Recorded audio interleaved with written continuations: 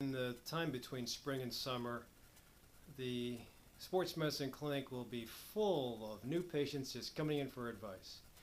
The biggest problem, as I have in my talk on ankles, is new injury. What I wanted to mention is how to use a cane. If you have been diagnosed, you go to the urgent care center, we give you crutches and we say get off the foot. That's great. But what do you do when you're out about an hour deep into the woods and then you get injured?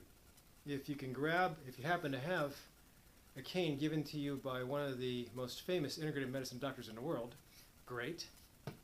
If you don't have a cane, you can always grab a long stick. You just have to make sure it's support. You also have to make sure your hands don't get blistered up. The bottom line is that when you have one single cane and you have an injury, let's say my injury is to my left leg, there's always been confusion whether you put the cane on the bad side or you put your cane on the good side. For you guys that are trying to make it back to base camp, please remember you put it on the good side. And here's the reason. If you have a cane on the bad side, and look where, I'll step back. Between the cane, my arm supporting the cane, and my strong leg, the center of gravity is where? You would think it's somewhere here.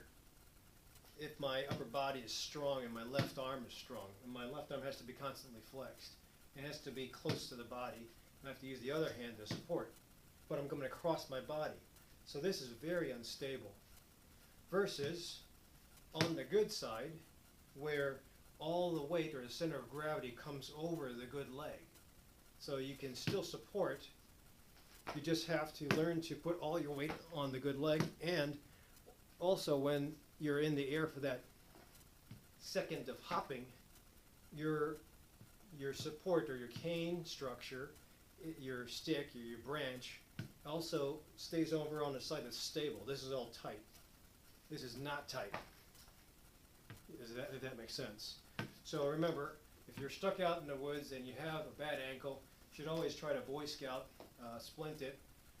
And I'll talk about that at another date, but you can get splints on each side. You can take apart your backpack and put stable inserts on each side of the foot and Velcro it, or you tie, or you makeshift the Boy Scout splint so you do no further damage, while at the same time getting support so you can make it back to base camp without expending too much energy.